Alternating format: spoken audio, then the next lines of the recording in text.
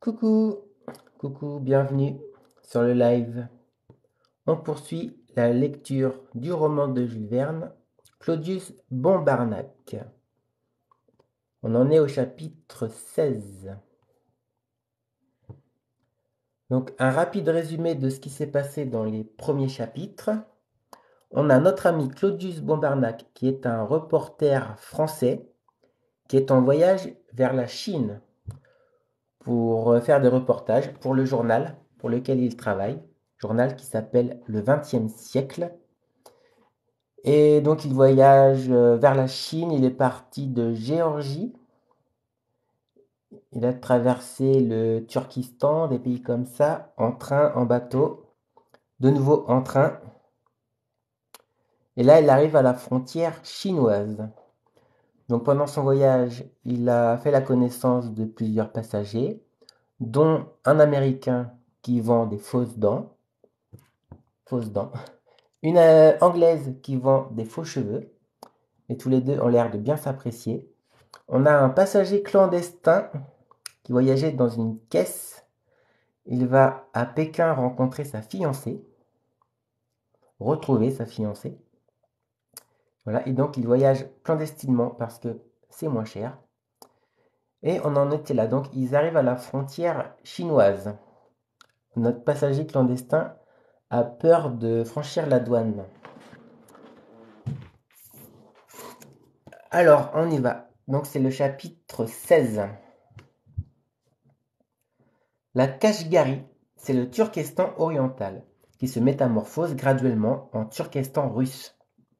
Des écrivains de la Nouvelle Revue ont dit « L'Asie centrale ne sera un grand pays que le jour où l'administration moscovite aura mis la main sur le Tibet, ou lorsque les Russes domineront à Kashgar. »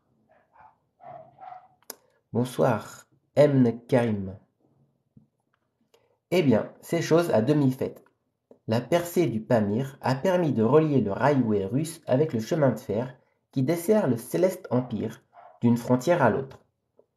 La capitale de la Kashgarie est maintenant aussi moscovite que chinoise. La race slave et la race jaune s'y coudoient, y vivent en parfait accord. Combien de temps feront-ils bon ménage? À d'autres que moi de prévoir l'avenir. Je me contente du présent. Arrivé à 4h30, départ à 11h, le grand transasiatique s'est montré généreux. J'aurai le loisir de voir Kashgar à la condition, toutefois, de diminuer d'une bonne heure le temps qui nous est octroyé. En effet, ce qui n'a pas été fait à la frontière va être fait à Kashgar. Russes et Chinois se valent lorsqu'il s'agit de formalités vexatoires, papiers à vérifier, passeports à signer, etc. C'est le même tatillonnage, à la fois minutieux et méticuleux, il faudra nous y soumettre.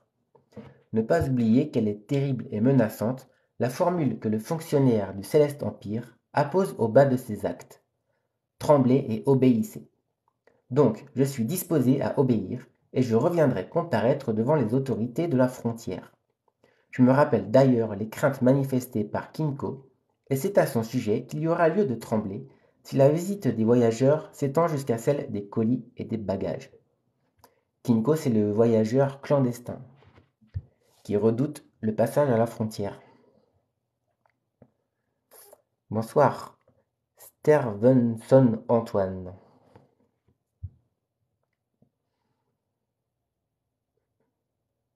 Avant l'arrivée du train à Kashgar, le major Noltit m'avait dit ceci. Ne vous imaginez pas que le Turkestan chinois diffère sensiblement du Turkestan russe. Nous ne sommes pas sur la terre des pagodes, des jonques, des bateaux-fleurs, des yamens, des hongs et des tours de porcelaine. Et d'abord, de même que Boukhara, Merv et Samarcande, Kashgar est une ville double. Il en est une de ces cités de l'Asie centrale comme de certaines étoiles.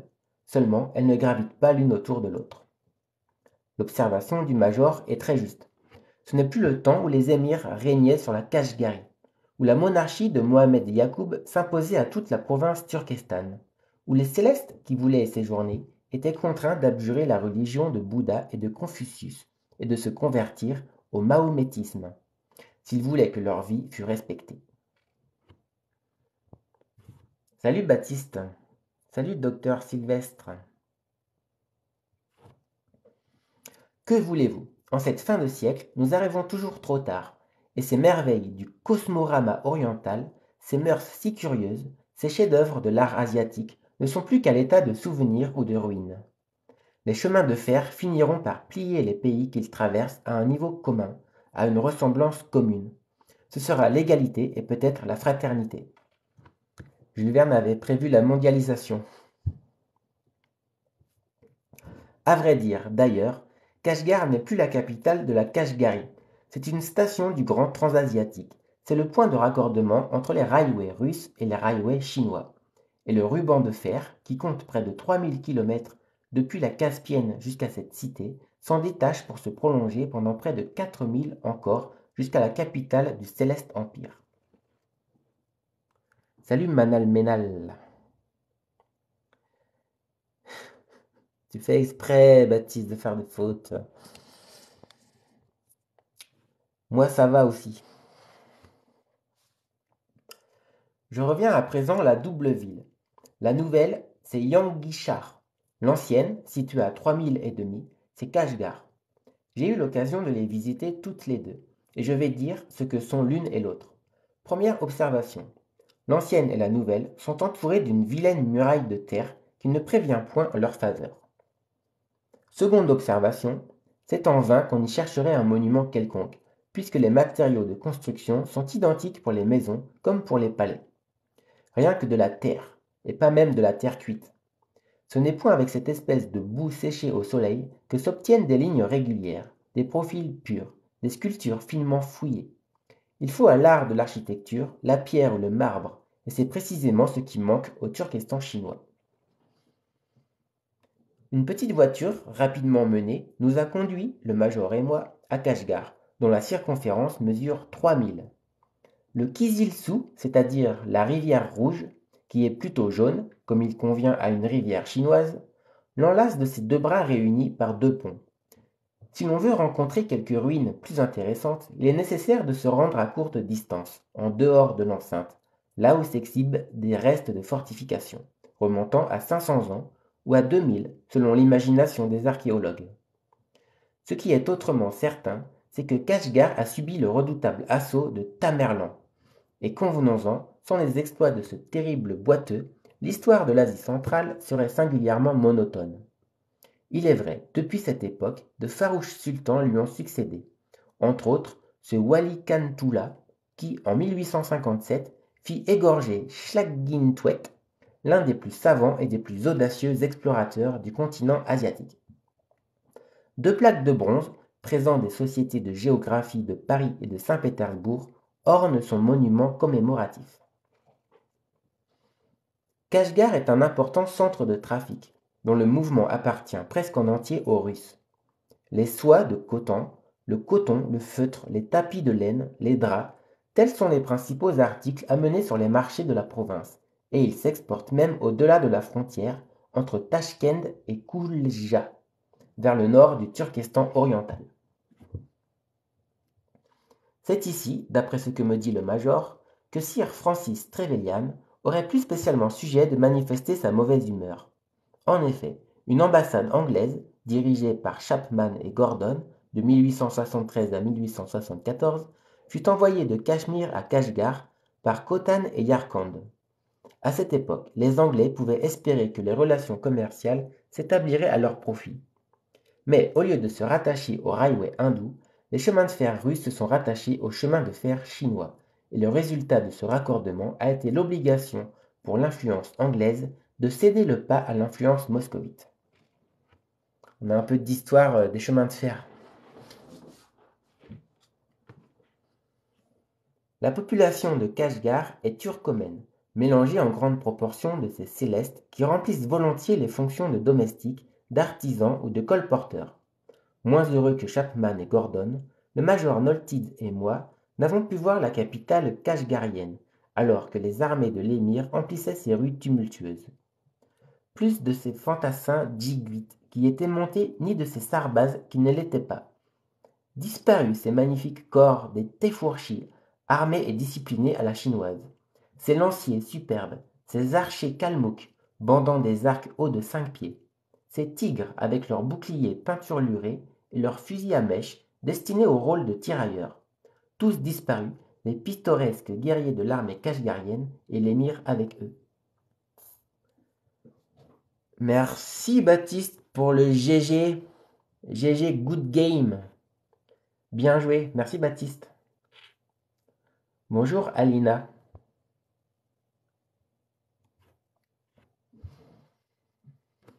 À 9 h, nous sommes de retour à Yanguishar. Là, à l'extrémité de l'une des rues voisines de la citadelle, qu'apercevons-nous? Monsieur et Madame Katerna, en extatique admiration devant une troupe de derviches musiciens. Qui dit derviche dit mendiant, et qui dit mendiant évoque le type le plus achevé de la saleté et de la fainéantise. Mais quelle extraordinaire cocasserie de gestes, quelles attitudes dans le maniement de la guitare à longue corde, quels déhanchements acrobatiques au cours de cette danse dont ils accompagnent le chant de leurs légendes et de leur poésie, on ne peut plus profane.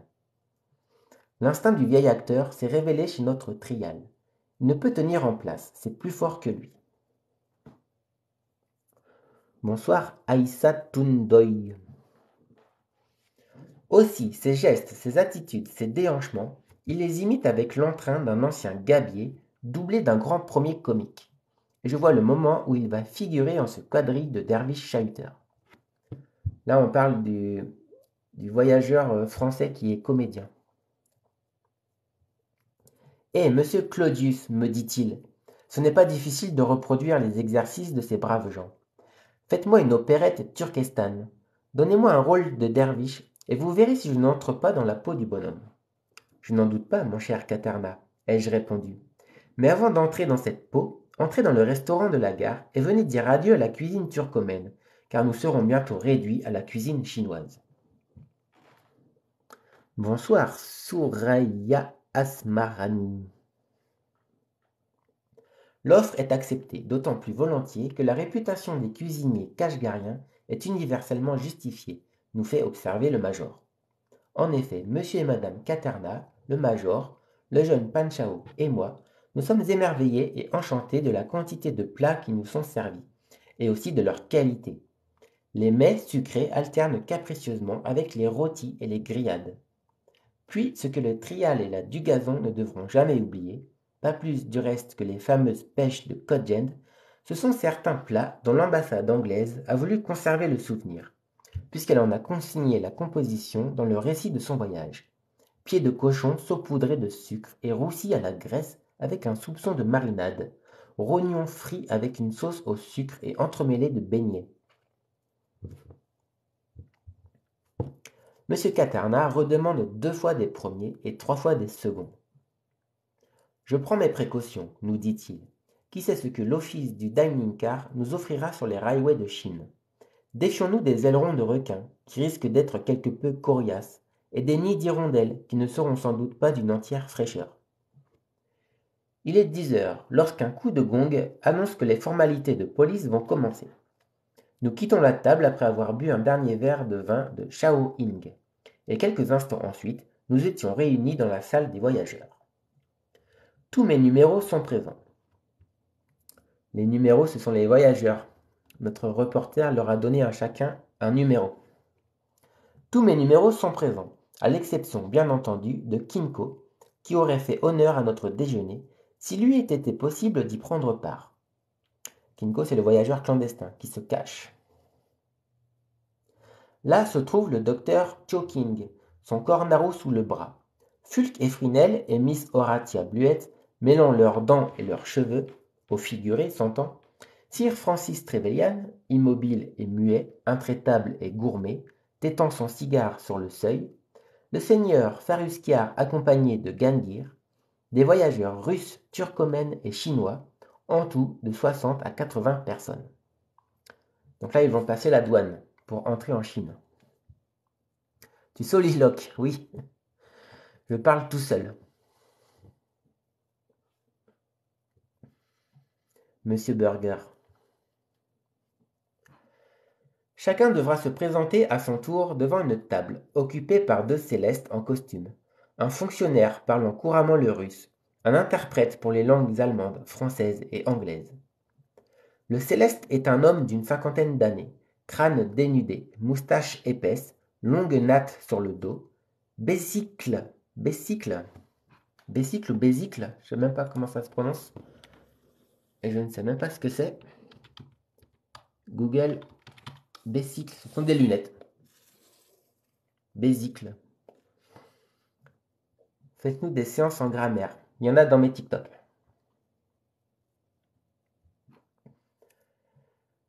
Bésicle sur le nez.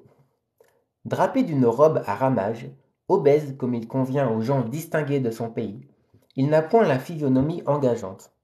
Après tout, il ne s'agit que d'une vérification de papier, et puisque les nôtres sont réguliers, peu importe que la mine de ce fonctionnaire soit ou ne soit pas rébarbative. Quel air il a, murmure madame Catarna. L'air d'un Chinois, répond le Trial, et franchement, on ne saurait lui en vouloir. Je suis un des premiers à présenter mon passeport, qui porte les visas du consul de Tiflis et des autorités russes d'Uzun-Ada. Le fonctionnaire l'examine attentivement, avec les procédés de l'administration mandarine. Il faut toujours être sur le qui-vive. Néanmoins, cet examen ne soulève aucune difficulté, et le cachet au dragon vert me déclare bon pour partir.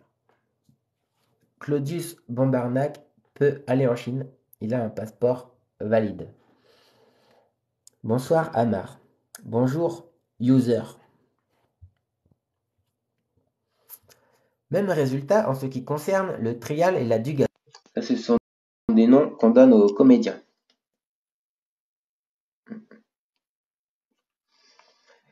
Le trial et la dugaison. Cependant, tandis que l'on examine ces papiers, M. Catarna vaut la peine d'être observé. Il prend des attitudes comme un inculpé qui essaye d'attendrir des juges de la correctionnelle. Il fait de doux yeux. Ses lèvres ébauchent un sourire. Il semble implorer une grâce ou tout au moins une faveur. Et pourtant, le plus difficultueux, c'est pas un mot qu'on rencontre souvent, le plus difficultueux des Chinois n'aurait pas une observation à lui adresser. Parfait, dit l'interprète. Merci, mon prince, répond M. Catarna, avec l'accent du Gavroche parisien. Bonsoir, Corne Toho. Salut, Vermel Thibault. En ce qui concerne Fulk Efrinel et Miss Horatia Bluette, cela passe comme une lettre à la poste. Si un courtier américain et une courtière anglaise n'étaient pas en règle, qui donc le serait? Oncle Sam et John Bull, c'est tout un. D'autres voyageurs russes et turcomènes subissent l'épreuve sans qu'il y ait matière à contestation. Qu'ils appartiennent à la première ou à la seconde classe, ils sont dans les conditions exigées par l'administration chinoise, qui perçoit un droit assez élevé pour chaque visa, payable en roubles, taëls ou sapèques. Parmi ces voyageurs, je remarque un clergyman des États-Unis, âgé d'une cinquantaine d'années, qui se rend à Pékin. C'est le révérend Nathaniel Morse, de Boston, un de ces honnêtes débitants de Bible, un de ces missionnaires yankees, fourrés sous la peau d'un négociant, très habile en affaires. À tout hasard, je lui attribue le numéro 13 sur mon carnet. Donc ça, c'est un nouveau passager qui intéresse notre reporter Claudius Bombarnac. Alors, on a plein de monde. Difficultueux, ouais, difficultueux. Compliqué, ça veut dire. Bonsoir MTH, bonsoir Sylvie, bonsoir Amadou. C'est effectivement pas un mot qu'on rencontre souvent. Mon petit poulet. Le rouble. Oui, bah je sais pas ce qu'on a comme monnaie là. On a peut-être des monnaies qui n'existent plus, hein. Les roubles, les taels et les sapèques. Ça date du 19e siècle. Bonsoir Simo Gert. 15. Pourquoi pas 15. La vérification des papiers du jeune Pan Chao et du docteur Choking ne donne lieu à aucune difficulté, et ceux-ci échangent 10 000 bonjours des plus aimables avec le représentant de l'autorité chinoise. Lorsque c'est le tour du major Noltids, cela donne lieu à un léger incident. Sir Francis Trevelyan, qui venait de se présenter en même temps que lui, ne semble aucunement disposé à lui céder la place. Cependant, tout se borne à des regards hautains et provocateurs. Le gentleman n'a pas seulement pris la peine d'ouvrir la bouche, il est donc écrit là-haut que je ne connaîtrai pas le son de sa voix. Le russe et l'anglais reçurent chacun le visa réglementaire, et l'affaire n'alla pas plus loin. Bon. Qui est Jules Verne, l'un des plus grands auteurs français, qui a vécu dans ma ville, à Nantes. Bonsoir, user. Le seigneur Ferusquiar, suivi de Gangir, arrive alors devant le céleste à lunettes, qui le regarde avec une certaine attention. Le major Noltids et moi, nous l'observons. Comment subira-t-il cet examen? Peut-être allons-nous être fixés sur son compte. Mais quelle est notre surprise et même notre stupéfaction devant l'espèce de coup de théâtre qui se produit en ce moment. Après avoir jeté un coup d'œil sur les papiers que lui a présentés Gangir, le fonctionnaire chinois s'est levé. Il s'est incliné respectueusement devant le seigneur Ferusquiar en disant que monsieur l'administrateur du grand transasiatique daigne recevoir mes 10 000 respects. Administrateur, voilà donc ce qu'il est, ce seigneur Ferusquiar. Tout s'explique. Pendant notre trajet à travers le Turkestan russe, il lui a convenu de garder l'incognito, comme fait un grand personnage en pays étranger. Mais maintenant, sur les railways chinois, il ne se refuse pas à reprendre le rang qui lui appartient, avec les égards auxquels il a droit. Là, on parle d'un passager qui rapatrie le corps d'un Chinois, qui était un personnage important, mais on n'en sait pas plus. Donc apparemment, ce seigneur Ferusquiar, qui veille sur le corps, est un personnage également très important. J'adore l'île mystérieuse. Bien, bon roman, l'île mystérieuse. Mon professeur la mime. Est-ce que j'ai raté des commentaires? Jules Verne, la fierté la fierté nantaise. Moi, bonsoir, Artilum. C'est la première fois que vous lisez ce livre. Oui, c'est la première fois que je lis ce livre. Je ne connais pas la fin. Et moi, en plaisantant, il est vrai, qui me suis permis de l'identifier au pirate Kitsang, et le major Noltid qui passait son temps à le suspecter. Enfin, je voulais savoir quelqu'un de marquant dans notre train. Je l'ai. Ce quelqu'un, je ferai sa connaissance. Je le cultiverai comme une plante rare. Et puisqu'il parle le russe, je l'interviewerai jusqu'au moelle. Donc on a un personnage important, chinois, qui intéresse notre reporter Claudius Bombarnac. Enfin un peu de littérature. Bon, me voici complètement emballé, et à ce point que je ne puis m'empêcher de hausser les épaules lorsque le major me murmure à voix basse. Après tout, c'est peut-être un de ces anciens chefs de bande avec lesquels la compagnie du Transasiatique a traité pour s'assurer leurs bons offices. Voyons, major, soyons sérieux. La visite des voyageurs touche à sa fin, et les portes allaient s'ouvrir lorsque le baron Weschnitzerdorfer paraît. Il est affairé, il est troublé, il est inquiet, il est ahuri, il se démène, il s'agite fébrilement. Pourquoi se remue-t-il, se secoue-t-il, se baisse-t-il, se relève-t-il? Regarde-t-il autour de lui, à la façon des gens qui ont perdu quelque chose de précieux? Vos papiers, lui demande l'interprète en allemand. Mes papiers, répond le baron, je les cherche, je ne les ai plus. Ils étaient dans mon portefeuille. Et il fouille les poches de son pantalon, de son gilet, de son veston, de sa houppelande. Il y en a une vingtaine au moins. Il ne trouve rien. Dépêchons, dépêchons, répète l'interprète. Le train ne saurait attendre. Notre Allemand a perdu ses papiers. Votre auteur préféré? Oui. Possiblement mon auteur préféré. Peut-être à égalité avec Tolkien. Même si mon cœur va vers un autre auteur de Fécamp. Un goût prononcé pour Monsieur Verne. Oui, moi j'adore Monsieur Verne. Fécamp. Fécamp, Fécamp. Fécamp. Fécamp. Qu'est-ce que tu veux dire par Fécamp? Une commune en France? Qu'est-ce qui s'est passé à Fécamp?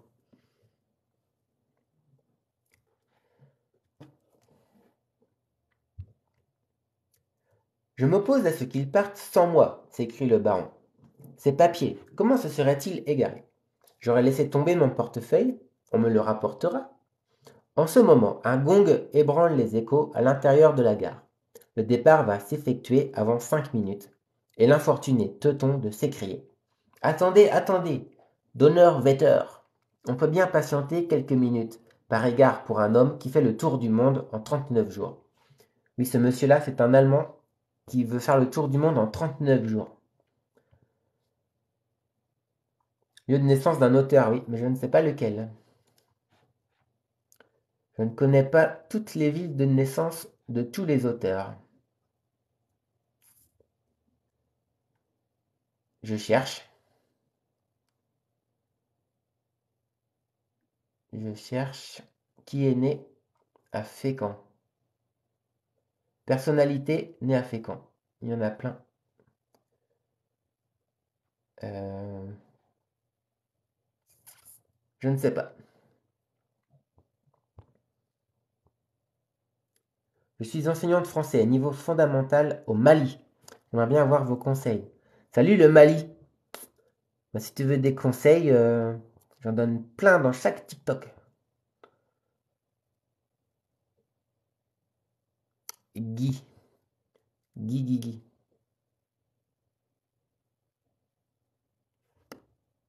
Moi j'aime Ananda Devi. Elle vient de chez moi. Je ne connais pas. Qui était Jules Verne? Juste un auteur français. Très célèbre. Quel était son combat? Écrire. Ça, c'est pas le drapeau de la Côte d'Ivoire?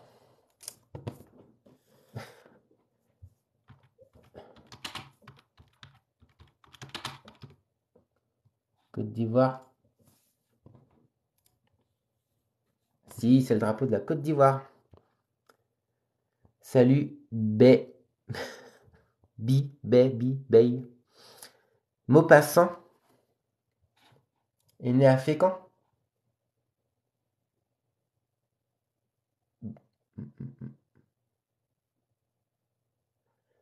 Il n'est pas né à Fécamp, il a habité à Fécamp, d'accord. Ok, ok. À quel moment on peut utiliser je me rappelle et je m'en souviens? C'est la même chose, mais la construction grammaticale n'est pas la même. On se souvient de quelque chose et on se rappelle quelque chose. Je ne suis professeur uniquement sur TikTok. Je ne suis pas un vrai prof. Je suis un prof TikTok. J'ai un autre métier. Je suis chauffeur-livreur. Salut Yonout, la Roumanie. Ça va, merci. Comment vas-tu? Prof TikTok. Oui, prof TikTok. Je donne des cours de français sur TikTok, mais pas au collège, pas au lycée, pas nulle part ailleurs.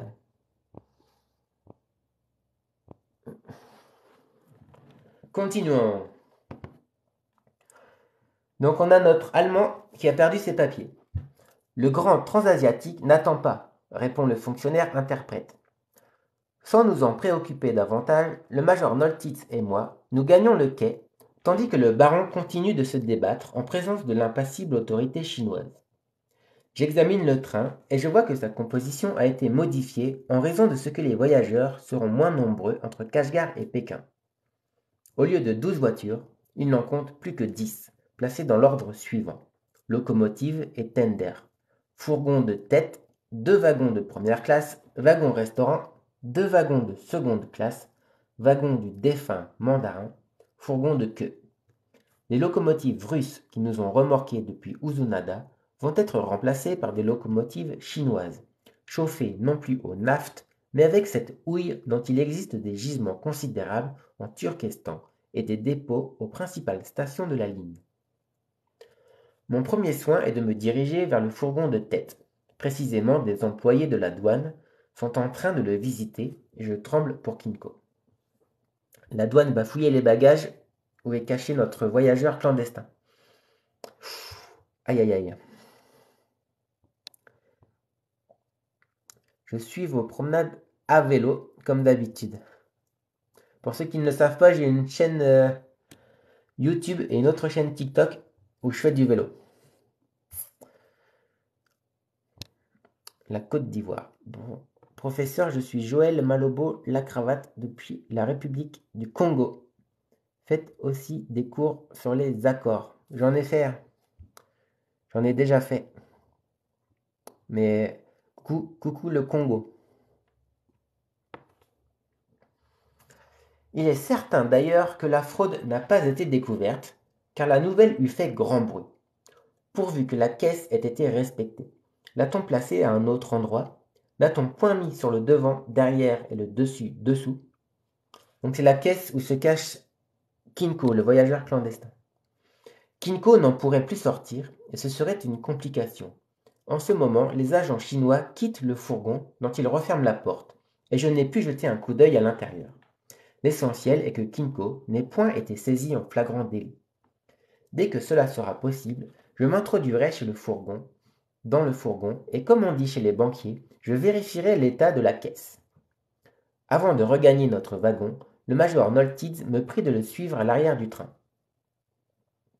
La scène dont nous sommes alors témoins ne manque pas d'intérêt.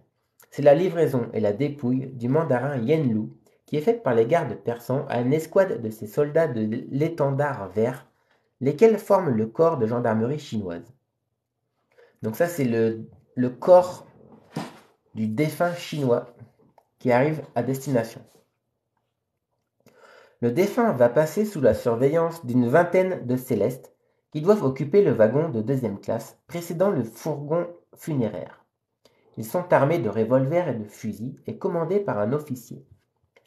Allons, dis-je au major, c'était décidément un grand personnage, ce mandarin Yen Lu, puisque le fils du ciel lui envoie une garde honorifique.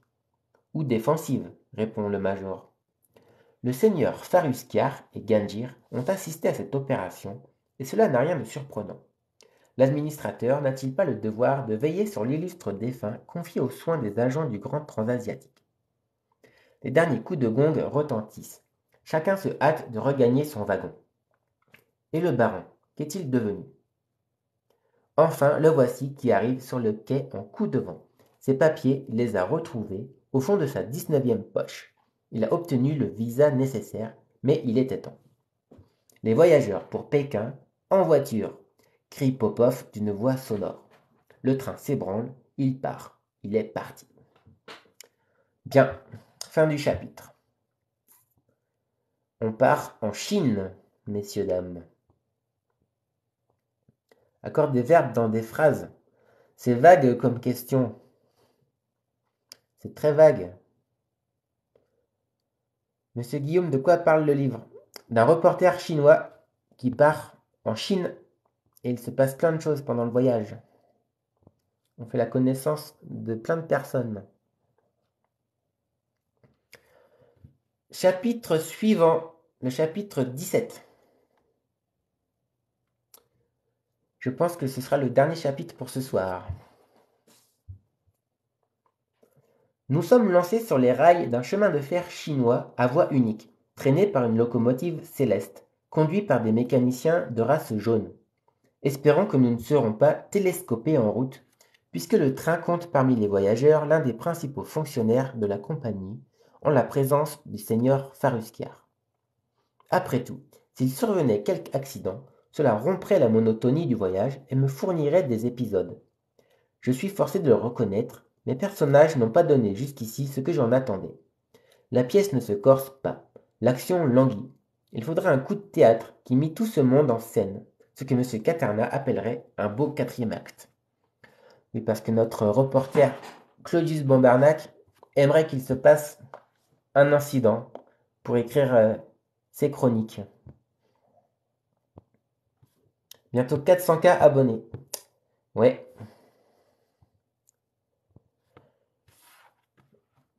En effet, Fulk et Frinel et Miss Horatia Bluette sont toujours absorbés dans leur tête-à-tête. commercial. Pan Chao et le docteur m'ont amusé un instant, mais ils ne rendent plus guère. Le trial et la du gazon ne sont que de simples comiques, auxquels les situations vont manquer. Kinko lui-même, sur lequel je fondais tant d'espérance, a passé la frontière sans encombre. Il arrivera à Pékin sans peine. Il épousera Zinka Clark sans difficulté. Oui, Kinko, le passager clandestin, rejoint Pékin pour retrouver sa fiancée. Décidément, ça ne marche pas. Je ne tire rien du feu mandarin Yenlu et les lecteurs du XXe siècle qui attendent de moi une chronique vibrante et sensationnelle. Claudius Bombarnac veut plus de sensationnel. Je suis pas en vacances, moi, monsieur Yonout. Toi, t'es en vacances. Je reviens de vacances, moi. J'étais dans les Pyrénées il y a pas longtemps. Salut, Lauria. Voyons, est-ce que je serais forcé de me rabattre sur le baron allemand? Non, il n'est que ridicule, et le ridicule, qui est l'originalité des sots, ne peut jamais intéresser. Joël Malobo, la cravate. Enchanté, Joël.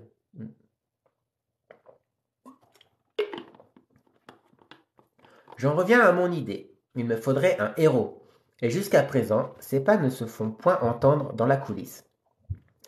Décidément, le moment est venu d'entrer en relation plus intime avec le seigneur Farusquiar. Peut-être sera-t-il moins fermé à présent qu'il ne voyage plus incognito. Nous sommes ses administrés, pour ainsi dire. Il est comme le maire de notre bourgade roulante, et un maire se doit à ceux qu'il gouverne. D'ailleurs, au cas que la fraude de Kinko serait découverte, je tiens à m'assurer la protection de ce haut fonctionnaire. Notre train ne marche qu'à une vitesse modérée depuis qu'il a quitté Kashgar. Sur l'horizon opposé se dessinent les massifs du plateau de Pamir. Puis, vers le sud-ouest, s'arrondit le Bolor, c'est-à-dire la ceinture kashgarienne, où pointe la cime du Tagarma, perdu entre les nuages. Je ne sais trop comment occuper mon temps. Le major Noltitz n'a jamais visité ces territoires que traverse le grand transasiatique, et je n'ai pas la ressource de prendre des notes sous sa dictée. Le docteur Choking ne lève pas le nez de dessus son cornaro, et Pan Chao me paraît posséder mieux Paris que Pékin, et la Chine. En outre, lorsqu'il est venu en Europe, il a pris la voie de Suez et ne connaît pas plus le Turkestan oriental que le Kamtchatka. Cependant, nous causons volontiers. C'est un aimable compagnon, mais un peu moins d'amabilité et un peu plus d'originalité ferait autrement mon affaire. On n'a que des gentils voyageurs. Salut Binouche Diop. Oui, moi je travaille juillet et août, je vais travailler. Et toi, tu pars en vacances? Tu viens me voir en France? Mais t'habites en France d'ailleurs, je crois. Je sais plus où t'habites, Yonout. J'en suis donc réduit à me promener d'un wagon à l'autre, flânant sur les plateformes, interrogeant l'horizon qui s'obstine à ne point répondre, écoutant de ci, de là. Tiens, voici le trial et la du gazon qui semblent se livrer à une conversation très animée. Je m'approche. Ils chantent à mi-voix. Je prête l'oreille. J'aime bien mes dindons, dit madame Caterna. J'aime bien mes moutons, réplique monsieur Caterna. Trial à tout faire, qui chante les barytons au besoin. Nos deux comédiens français chantent. J'habite à Paris, et tu aimerais partir en Roumanie.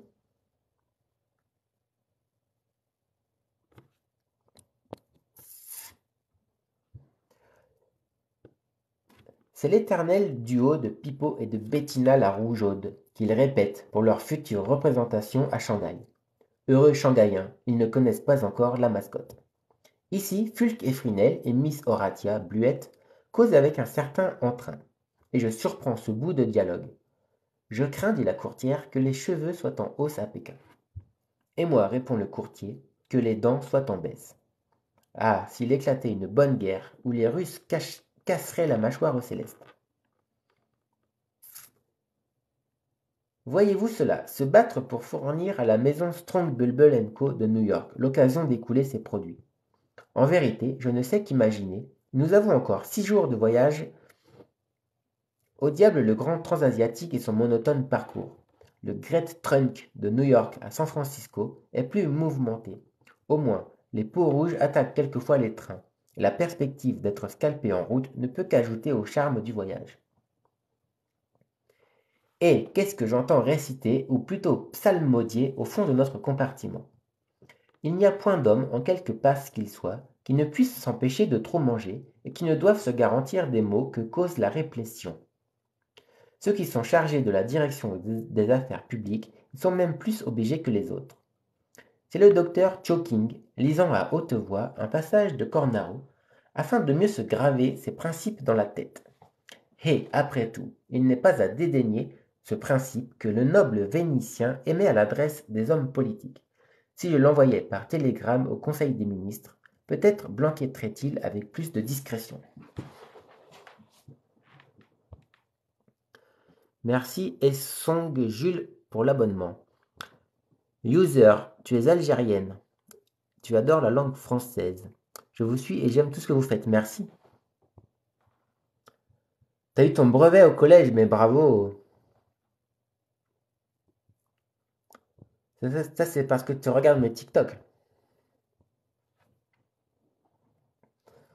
Pendant cet après-midi, si je m'en rapporte à l'indicateur, nous avons franchi le Yamaniar sur un pont de bois. Ce cours d'eau descend des massifs de l'ouest, dont l'altitude n'est pas inférieure à 25 000 pieds anglais, et sa rapidité est accrue par la fonte des neiges. Parfois, le train circule à travers d'épaisses jungles, au milieu desquelles Popov veut bien m'affirmer que les tigres sont assez nombreux.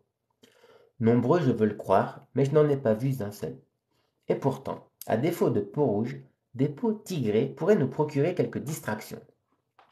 Quel fait divers pour un journal, et quelle bonne fortune pour un journaliste. Terrible catastrophe, un train du grand transasiatique attaqué par les tigres. Coups de griffes et coups de fusil. 50 victimes. Un enfant dévoré sous les yeux de sa mère. Le tout entremêlé de points suspensifs. Là, il rêve d'écrire un article comme ça. Coucou monsieur Ayad Ben.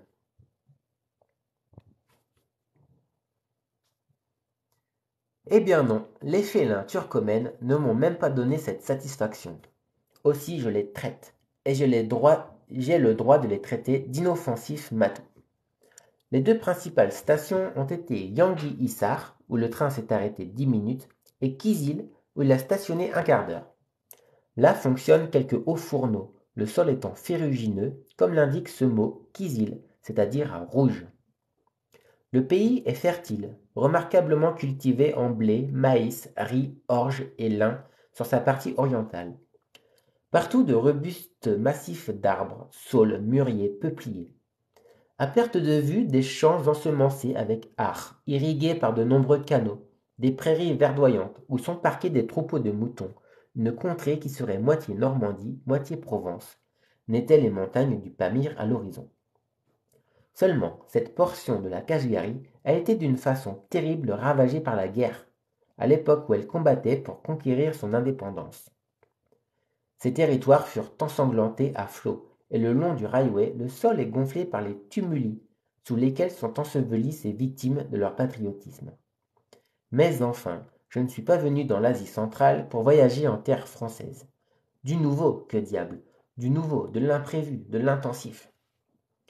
Ce fut sans l'ombre d'un accident, et par une journée assez belle, que notre locomotive entra en gare de Yarkand à 4 heures du soir.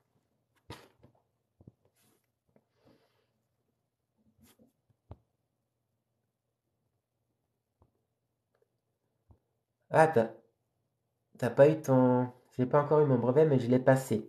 J'espère que je l'aurai, mais je vous le dirai. Eh ben, on croise les doigts pour toi, Younous. J'espère que tu vas l'avoir. Si Yarkand n'est pas la capitale administrative du Turkestan oriental, elle est certainement la plus importante cité commerçante de la province. Encore 2 villes conjointes, dis-je au major Noltitz. Cela je le tiens de Popov. Et cette fois, me répond le major, ce ne sont pas les Russes qui ont bâti la nouvelle. Nouvelle ou vieille, ai-je ajouté, je crains qu'elle ne ressemble à ce que nous avons déjà vu. Une muraille de terre, quelques douzaines de portes trouant l'enceinte, ni monument ni édifice, et les éternels bazars de l'Orient. Je ne me trompais pas, et c'était trop de 4 heures pour visiter les 2 Yarkand, dont la nouvelle est appelée Yonji-Char. Heureusement, il n'est plus interdit aux Yarkandaises de circuler à travers les rues bordées de simples cahutes en pisé, ainsi que cela se pratiquait au temps des Dakhwa, ou gouverneurs de la province. Elles peuvent se donner le plaisir de voir et d'être vues, et ce plaisir est partagé par les Faranguis, ainsi sont nommés les étrangers, à quelque nation qu'ils appartiennent. Elles sont fort jolies, ces Asiatiques, avec les longues tresses de leurs cheveux, les chevrons transversaux de leur corsage, leurs robes de dessous à vives couleurs relevées de dessins chinois en soie de khotane, leurs bottes brodées à hauts talons, leurs turbans de coquette forme, sous lequel apparaissent des cheveux noirs et des sourcils réunis par un trait. Résultat du brevet vendredi. Un certain nombre de voyageurs chinois qui étaient descendus à Yarkand sont remplacés par des voyageurs d'origine identique, entre autres une vingtaine de coolies, et nous repartons à 8 heures du soir. La nuit est employée à franchir les 350 kilomètres qui séparent Yarkand de Khotan. Une visite que j'ai faite au fourgon de tête m'a permis de constater que la caisse est toujours à la même place. Certains ronflements prouvent que Kinko, emboîté comme à l'ordinaire, dort paisiblement. Je n'ai pas voulu le réveiller, et je le laisse rêver de son adorable roumaine. Ah, sa fiancée est roumaine, comme toi, Yonout, mais elle habite à Pékin. Le lendemain, Popov m'apprend que le train, avec son allure de train omnibus, a passé par Kargalik, point de jonction des routes de Kilian et de Tong. La nuit a été fraîche, car nous sommes encore à l'altitude de 1200 mètres, à partir de la station de Guma. La direction du railway est exactement à l'ouest, de l'ouest à l'est, en suivant à peu près le 37e parallèle, le même qui traverse en Europe Séville, Syracuse et Athènes. Vu un seul cours d'eau de quelque importance, le Karakash, sur lequel apparaissent quelques radeaux en dérive et des files de chevaux et d'ânes aux endroits guéables entre les bancs de cailloux. Il coupe la voie ferrée à une centaine de kilomètres avant Khotan, où nous sommes arrivés à 8 heures du matin. Est-ce que le hasard existe? 2 heures d'arrêt. Et comme cette ville peut donner un avant-goût des cités célestes, j'ai voulu en prendre un rapide aperçu au passage. En réalité, on dirait d'une ville turcomène qui aurait été bâtie par des Chinois, ou d'une ville chinoise qui aurait été bâtie par des turcomènes. Monuments et habitants tiennent de cette double origine. Les mosquées ont un faux air de pagode. Les pagodes ont un faux air de mosquée. Aussi ne suis-je pas étonné que monsieur et madame Caterna, qui n'ont pas voulu manquer cette occasion de mettre un pied en Chine, aient été quelque peu déçus. Monsieur Claudius me fait observer, le trial, il n'y a pas ici un décor où l'on puisse jouer la prise de Pékin. Mais nous ne sommes pas à Pékin, mon cher Caterna. C'est juste, et il faut savoir se contenter de peu. Même du plus peu, comme disent les Italiens. Et s'ils disent cela, ils ne sont pas déjà si bêtes. Au moment où nous allons remonter en wagon, je vois Popov qui accourt vers moi en criant. Monsieur Bombarnac, qu'y a-t-il, Popov? Un employé du télégraphe m'a demandé s'il n'y avait pas dans le train un correspondant du XXe siècle. Un employé du télégraphe? Oui, et sur ma réponse affirmative, il m'a remis cette dépêche pour vous. Donnez, donnez. Je prends la dépêche qui m'attendait depuis plusieurs jours. Est-ce une réponse au télégramme envoyé de Merv à mon journal relativement au mandarin Yenlo? J'ouvre la dépêche, je la lis, et elle me tombe des mains. Voici ce qu'elle contenait. Claudius Bombarnac, reporter du XXe siècle. C'est le nom du journal, le XXe siècle. Khotan, Turkestan chinois. Ce n'est pas corps mandarin que Railway ramène à Pékin, c'est trésor impérial, valeur 15 millions, envoyé de Perse en Chine. Ceci annoncé dans Journaux de Paris depuis 8 jours. Tâchez à l'avenir être mieux informé. Grande nouvelle. Grande nouvelle pour terminer le chapitre. Ce n'était pas un corps d'un Chinois qui était rapatrié en Chine dans le wagon funéraire, c'est un trésor. Et notre ami Claudius Bombarnac ne le savait pas. Maintenant, il le sait. L'Italie spaghetti. Et ben voilà, fin du chapitre, fin du live pour ce soir. Donc, qu'est-ce qu'on a appris? Eh bien, on est arrivé en Chine. On vient d'apprendre que ce n'est pas un corps qui est rapatrié en Chine, c'est un trésor. Quel est ce trésor? On ne le sait pas.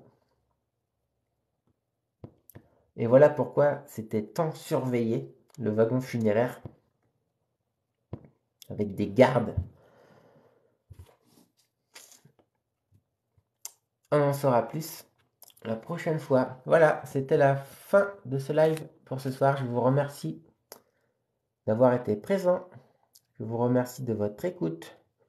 Nous, on croise les doigts pour ton résultat du brevet. En même temps, la Chine est devenue communiste. Ouais. Mais est-ce qu'elle l'était à l'époque de Jules Verne? Je ne sais pas.